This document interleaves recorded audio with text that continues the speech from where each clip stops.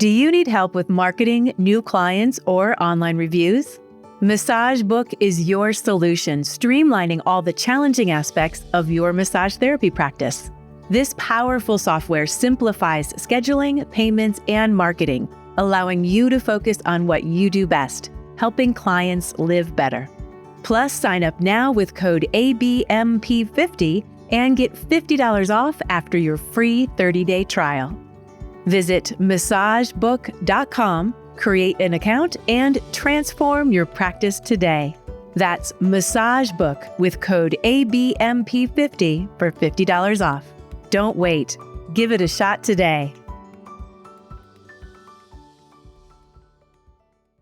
Unlock exclusive 20% discounts on all Earthlight products, from portable tables and chairs to professional sheets and oils. Simply visit earthlight.com, create an account, and enter your ABMP member ID during registration. Enjoy free ground shipping on orders over $75 and stationary or electric lift tables at a $395 flat rate. A significant savings on everything you need to enhance your practice. We are proud to assist you as the world's #1 brand in massage. Earthlight.com.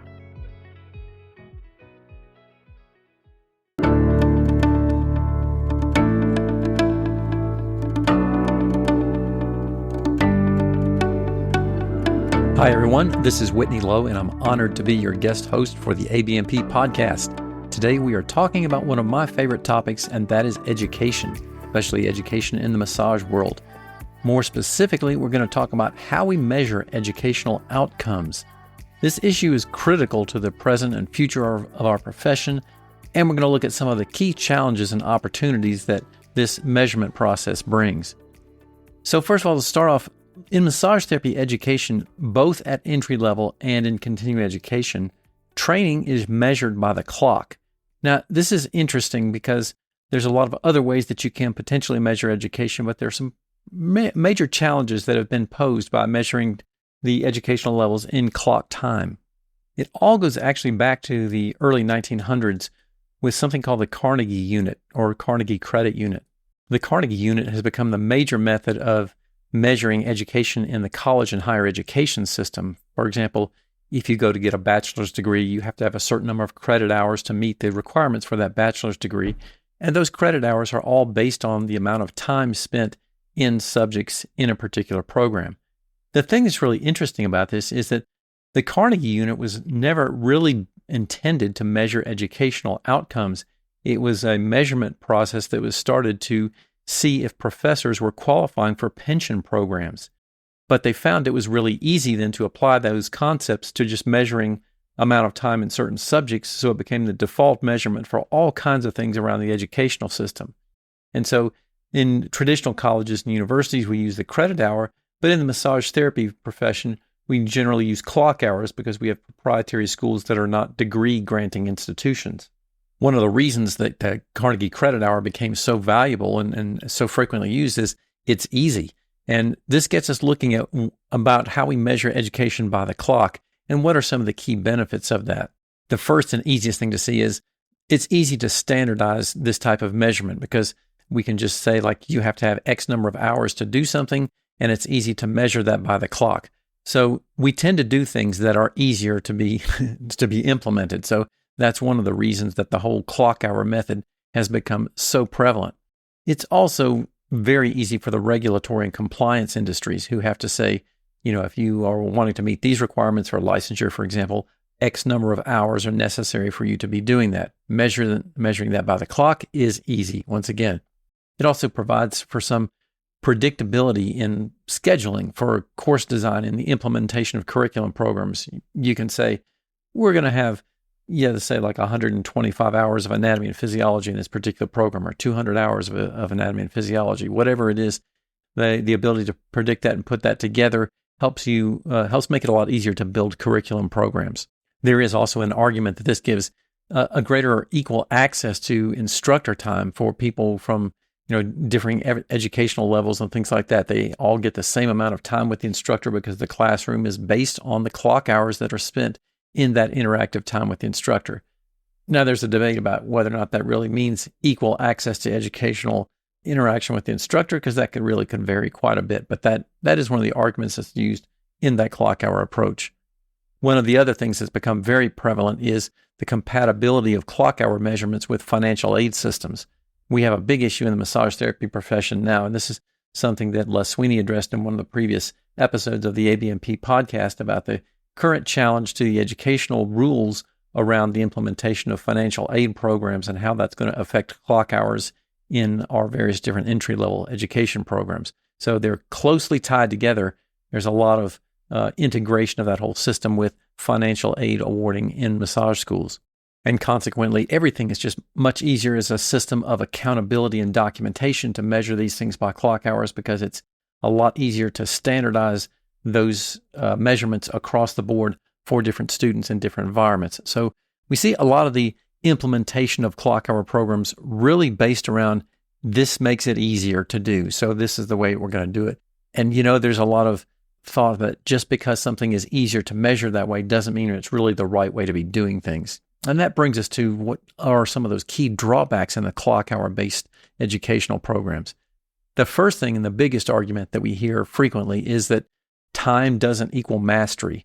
And what that essentially means is just because you spend a certain amount of time learning something doesn't mean that you really have mastered it necessarily.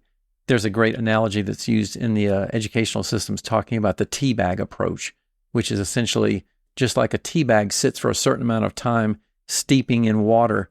The longer it stays in there, the deeper and darker your tea gets. And the idea is the more time you spend immersed in something, the better you will be learning it. But that hasn't really been borne out by a lot of our educational research in terms of outcomes, looking at what people really get out of something. So just because you're spending X amount of time with something doesn't necessarily mean you get it. And this also is something that breeds a great deal of inconsistency across programs as well, because we can say there's for example, a 500 or 600 hour requirement for a licensure for a massage therapy program in a state, but one 500-hour program may be very, very different than another 500-hour program, and the outcomes might be quite different. I know 500-hour massage programs that have close to a 95+% pass rate on the MBLEX licensing exam, and other programs that are over 800 hours that have 60% pass rates on the MBLEX exam. So the amount of time spent does not equal the level of educational outcomes or the quality of those educational outcomes. So that's one of the problems of relying on a clock hour method. Now, reliance on something like clock hours can also be highly problematic in a field like massage, where the competency of your hands-on skills is really the key component that you want people to come out of school with, and it's much more difficult to qualify that or base that just on the amount of time they spend in these various different classes and programs. So more of a model that focuses on how good those skills are, regardless of how long it takes you to get to those skills, might be more effective for us. We also see these problems not only in entry-level education, but also in continuing education classes, where it can often become more about meeting hourly requirements rather than just developing greater mastery and greater development of skills to encourage and increase the level of professionalism of your practice. Look at any place where people are coming up against the time frame or the time deadline to get their license, or they rush to get CE requirements met just for that time frame, and it's just a matter of putting clock hours in there and not about mastering and improving skill levels. So this is a place where we could definitely improve some. It is interesting when we talk about that in relation to continuing education, because the clock hour model can actually encourage inefficiency in continuing education, because the longer you take to do something, the more credit you get for it. So, making a program longer doesn't necessarily mean it's going to be better, and you may encourage a greater degree of wasted time for people just to try to get more hours in there. We also see sometimes that clock hour model stifling innovation in education, because there are other models of personalized learning, especially like those in online education, where it's very difficult to measure time that people are doing things. So this clock hour model really can stifle various different educational innovation strategies. Measuring clock hour programs is a lot easier in the early levels of education. For example, let's say like in elementary school, where all the students are in school certain hours of the day. that seems to be making a bit more sense. But the farther you get up into that educational system, and especially in the area like massage, where we have people coming into school from adult learning situations, from previous careers, they're already busy at work doing things. The clock hour system can make it a lot more challenging for those other adult learners and those with restrictive time schedules to be meeting the requirements of their educational programs. And they don't account, these clock hour program methods don't really account for prior learning, which is really important in our field because you get people coming into the massage training with very, very diverse backgrounds. And they might have very good skills and abilities from a previous career in some areas that we're focusing on in the massage school program. And they don't really need to be doing those things. They could spend that same time working much more efficiently and effectively on other things. So again, this is sort of the challenge of the educational models that we see with focusing on the clock. We also see that emphasizing the time spent in the courses over actual skill acquisition leads to inconsistencies in student proficiencies, because if you don't put a lot more attention on the quality of the outcome of skills that students get, but just measure it whether or not they've completed X number of programs by sitting in the seat for X amount of time, that is going to necessarily not give us the best kind of measurements of whether or not people have really accomplished what we want them to accomplish from the learning environment. And lastly, just want to say one of the things that we're seeing a lot now too is something we call clock hour creep.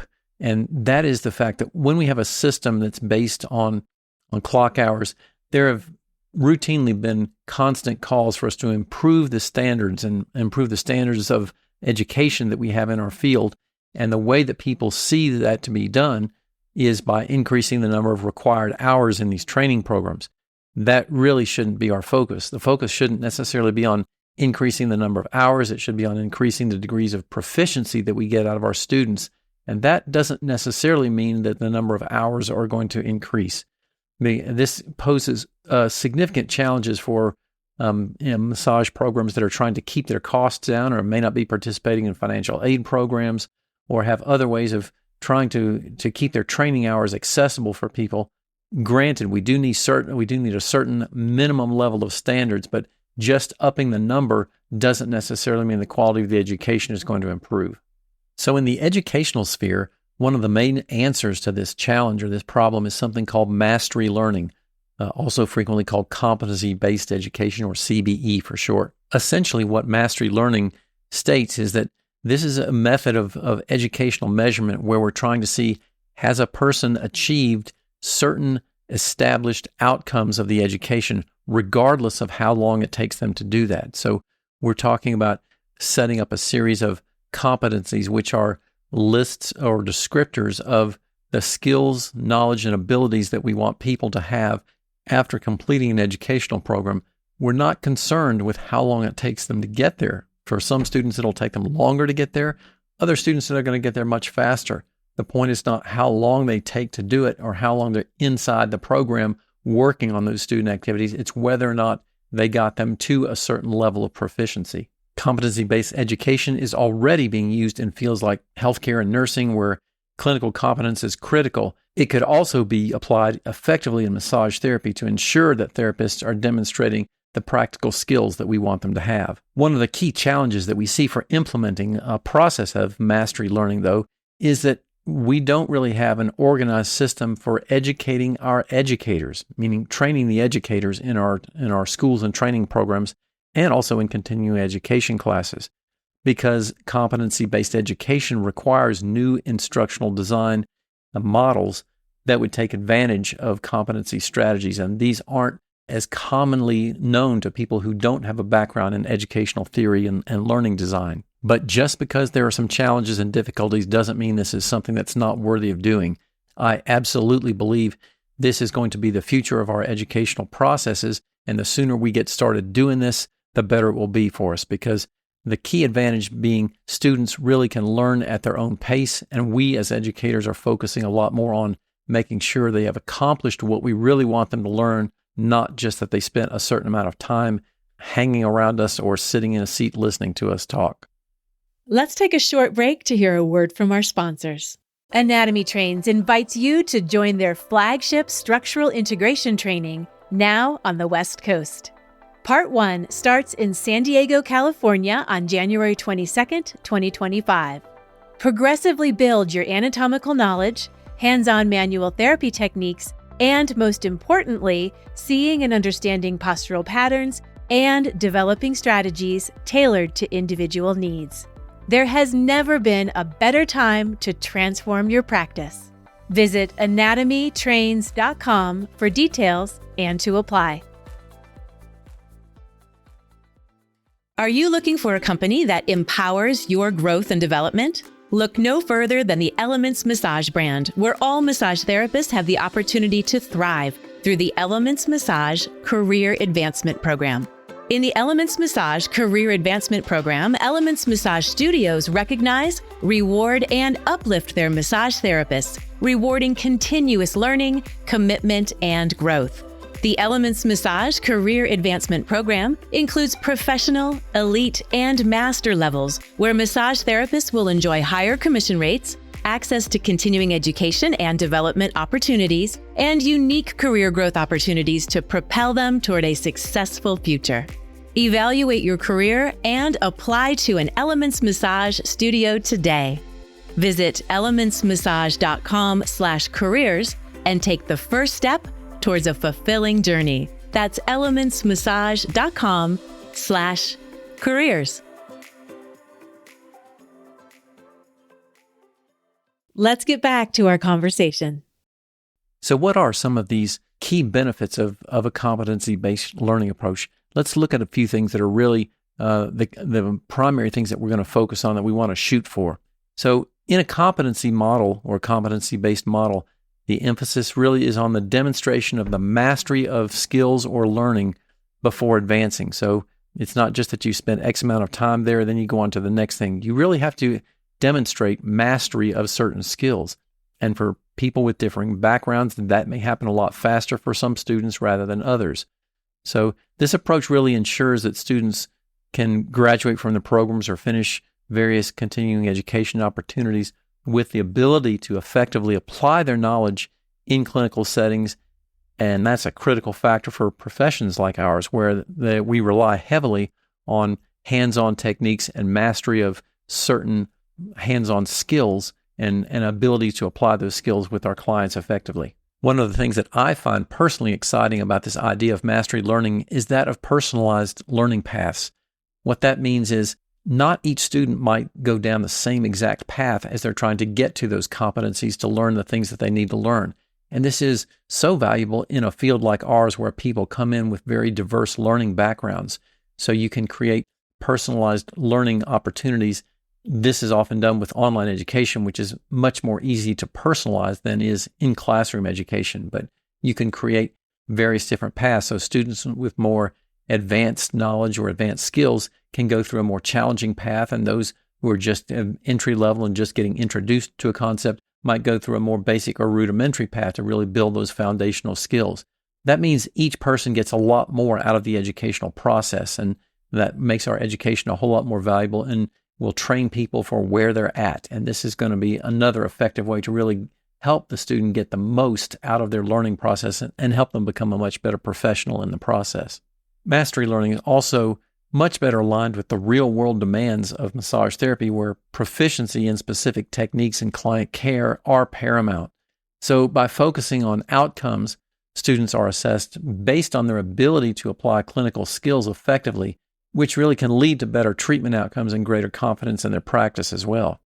And this model can help massage therapists become much more competent as they could better demonstrate proficiency in key areas like assessment, client care, manual therapy techniques before completing their programs, instead of just, struggling so much when they get out. Again, however, this does also say that we've got another particular challenge in getting the educators in our school to better understand how they might use competency-based assessment methods to evaluate the students, because we're all so trained in this clock hour model of just, testing and evaluation processes based on when somebody has completed X number of hours in something versus how do we assess varying different skill levels. There is little doubt that, like it or not, online education is going to be an increasingly important part of our educational system, And competency-based education methods are highly adaptable to online learning and hybrid education models. We call hybrid models ones that involve both online education and in-person education done together. So when we see competency-based applications in there, it's easier to include those in this kind of model because, again, people can work at their own pace, on their own schedule.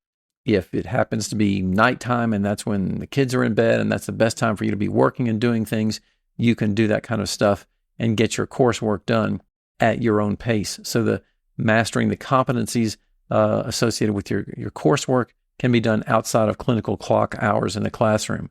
It is particularly difficult to measure online education with clock hours because of this very factor of different pacing.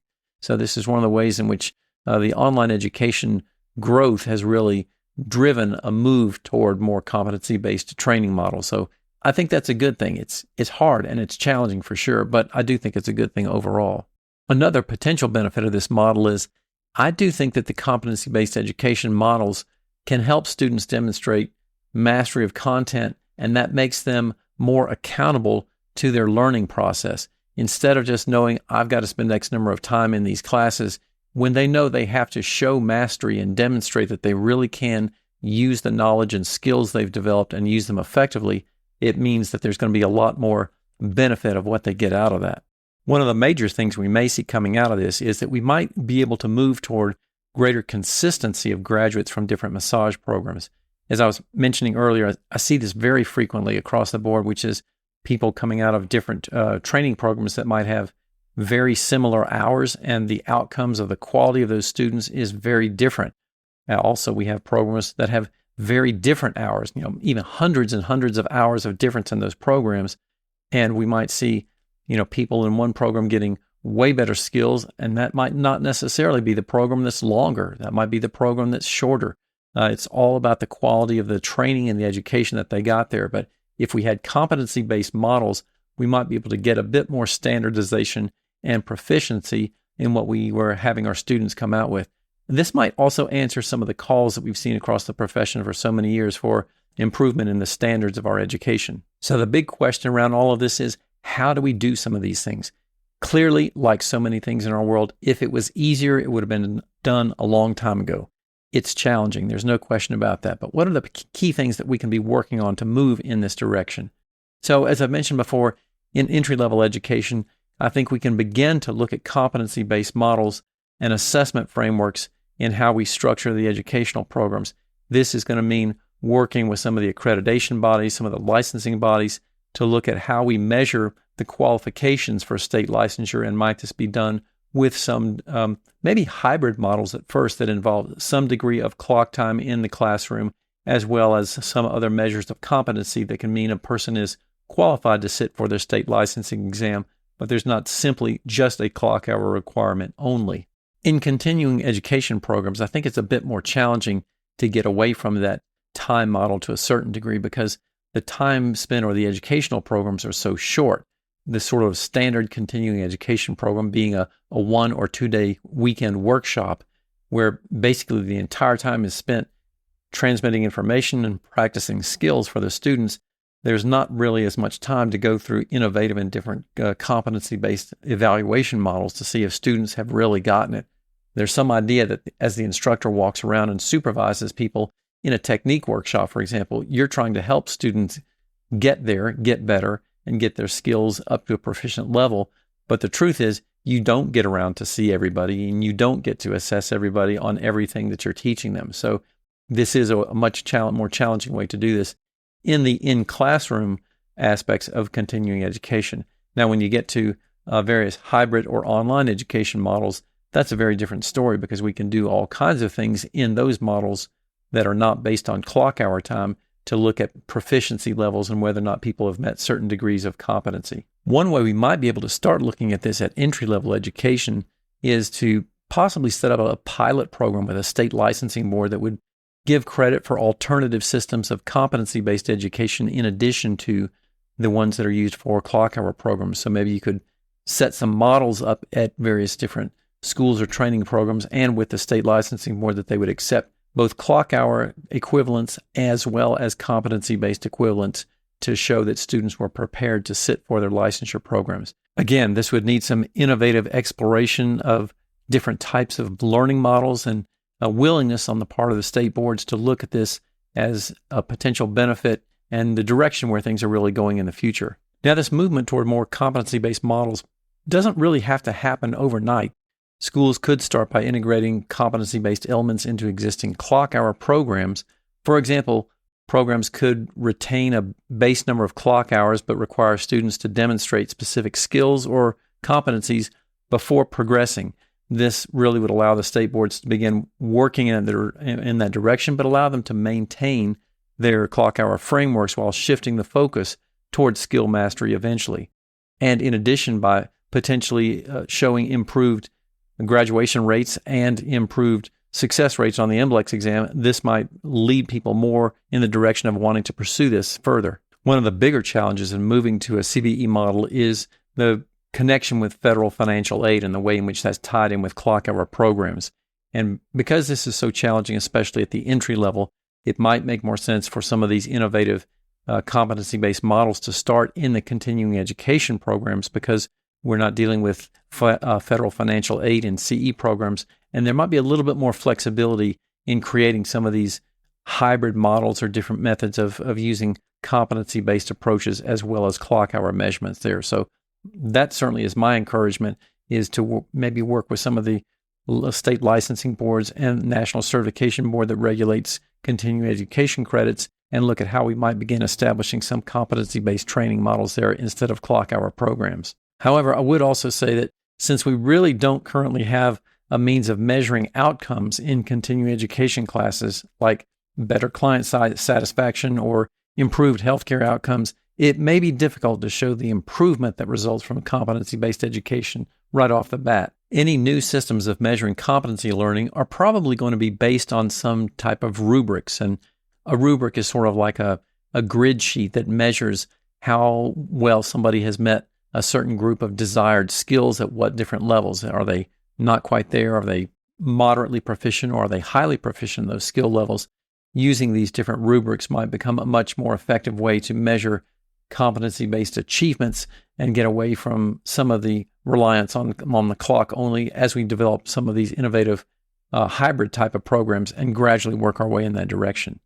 So one thing is really clear, and that is that our current system of measuring education by seat time is long outdated, and it needs to be changed. As we said earlier, it's not necessarily easy and something that's going to be an easy change to make, but it's one that is really important and one that is really needed to continue improving the level of skill and professionalism that we're creating in our practitioners. And as we said earlier, if there was an easy solution, we would already have done this a long time ago. But just because it's a challenge doesn't mean it's not something that we shouldn't try to move forward on. So I encourage all of you all to begin thinking about this, and let's see if we can come up with some effective, creative solutions that will help us educate great and highly skilled practitioners in the future, and also continue to build those skills and improve them in the professionals who are already in practice. Education, as I said earlier, is really one of my main passions, and I'm always looking at where the educational landscape is taking us in the future. And this is something that is now becoming a much more significant part of higher education landscape in traditional colleges and universities, in other types of professional development programs. And it's something we need to start talking about in the massage therapy profession, is how do we get off the clock, and how do we start working on better outcome measures for the professionals and students that we're training for the future. So thanks for hanging in and listening with me today. Hope you have some innovative ideas. Please feel free to share those ideas with me. You can find me, just email me, whitney@academyofclinicalmassage.com. I'd love to hear any ideas that you have about ways that we could implement competency-based or mastery-based learning approaches in the massage profession. And I'll see you in our next episode.